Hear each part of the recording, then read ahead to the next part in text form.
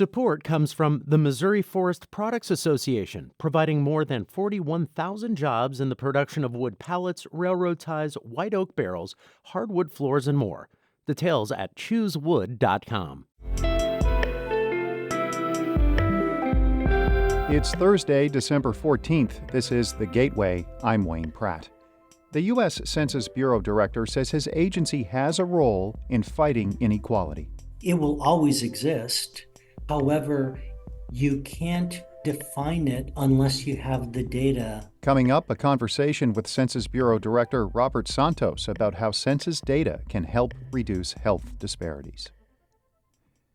Missouri lawmakers will have to reauthorize a critical tax next year that funds the state's Medicaid program.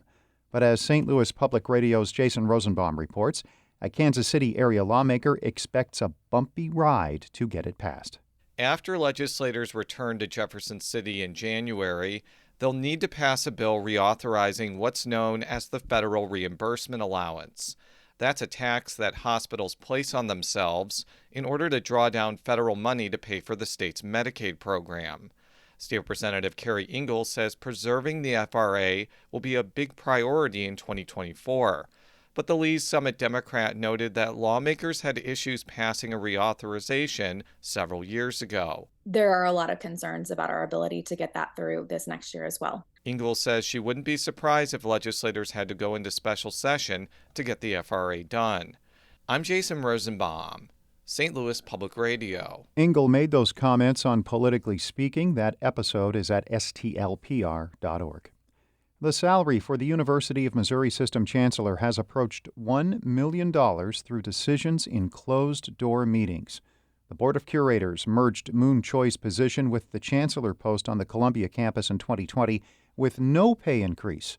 The Columbia Missourian reports since then, the board has increased Choi's salary from roughly $670,000 to close to $1 million. The newspaper also reports the university chose not to publicly announce those increases. A Washington University study finds online rental listings for St. Louis neighborhoods with more poor black residents are less likely to include a neighborhood name.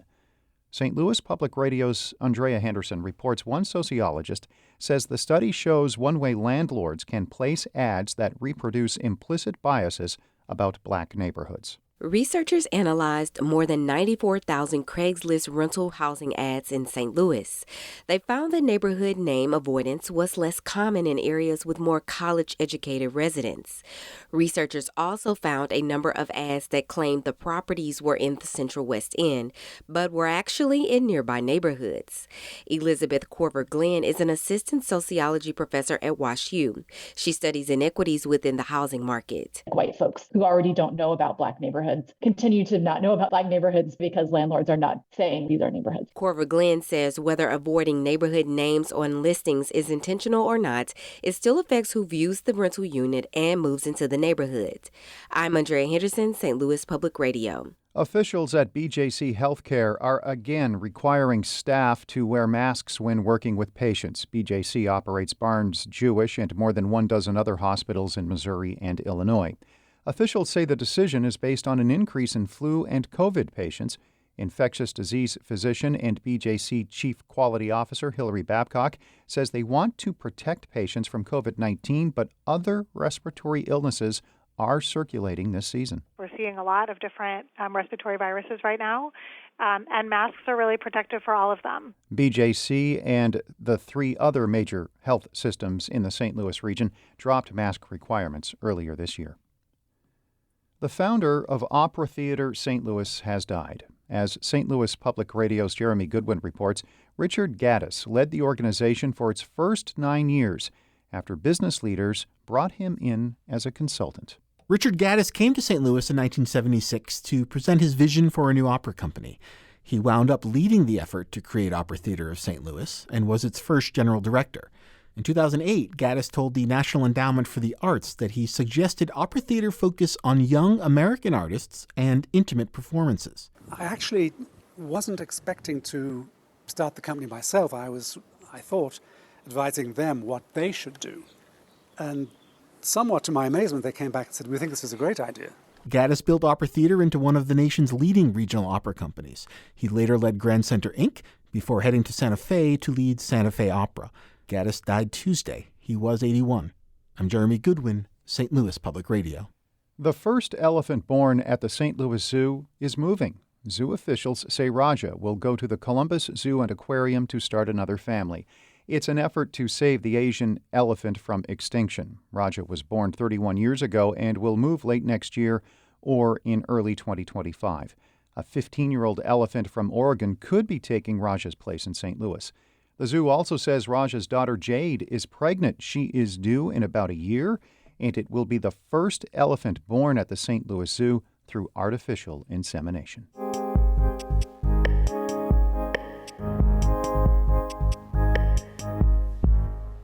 Data can save lives, and it can reduce health disparities. That's according to the head of the U.S. Census Bureau, who recently addressed the 2023 Minority Health Conference in Normal, Illinois.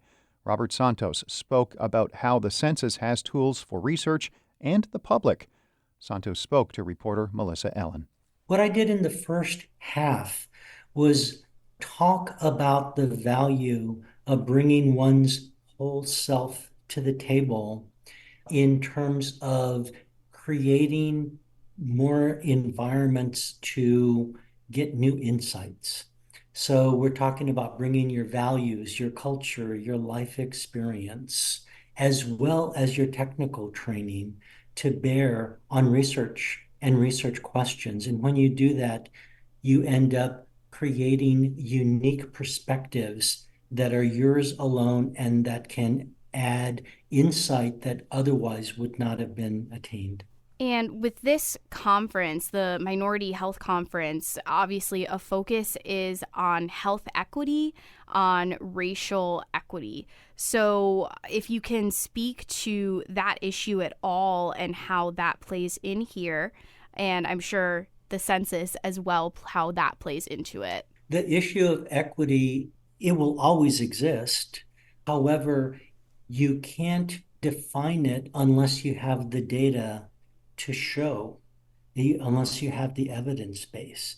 And what I did today at this conference was offer several different census data products that can be used to help elucidate, identify, and then characterize inequities that exist in our society, whether they be racial or gender or whatever. Can you provide at all an example of one of those inequities and what we see today? Certainly, there are inequities that our census data can show in terms of people's vulnerability to natural disasters. We have a tool called the Community Resilience Estimates that shows risk factors associated with different communities and neighborhoods within communities at the census tract level.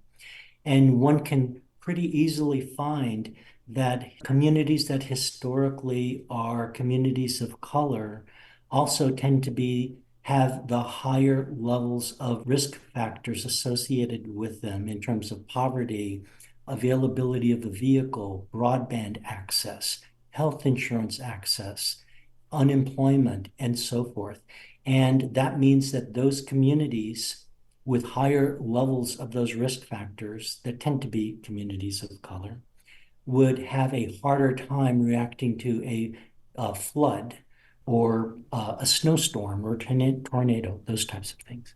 Where does the individual in a community fall in this conversation?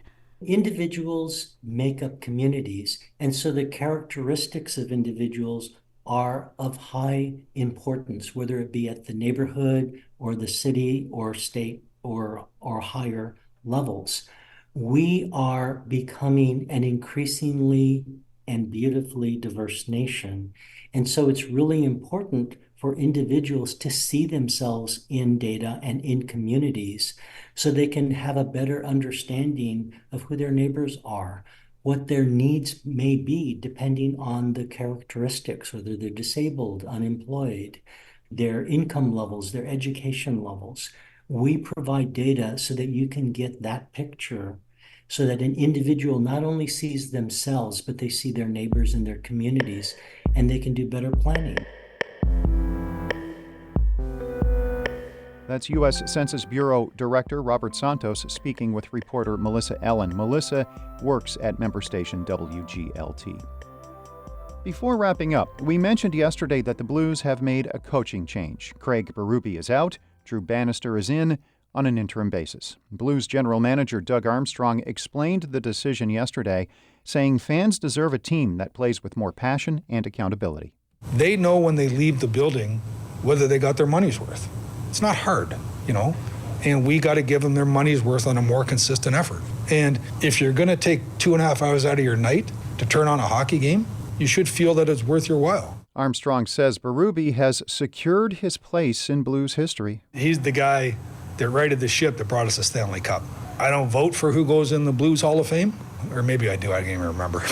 but he's on my ballot. He's done something that great coaches before him have never been able to do. Berube was behind the bench in 2019 when St. Louis won its lone Stanley Cup. The Blues' first game in the post-Berube era is tonight at home against the Ottawa Senators. The Gateway is a production of St. Louis Public Radio, a listener-supported service of the University of Missouri St. Louis. Theme music by Ryan McNeely of Adult Fur. I'm Wayne Pratt.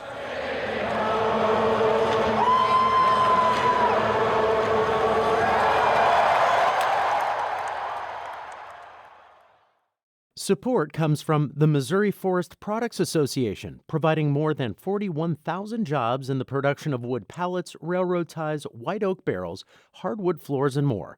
Details at choosewood.com.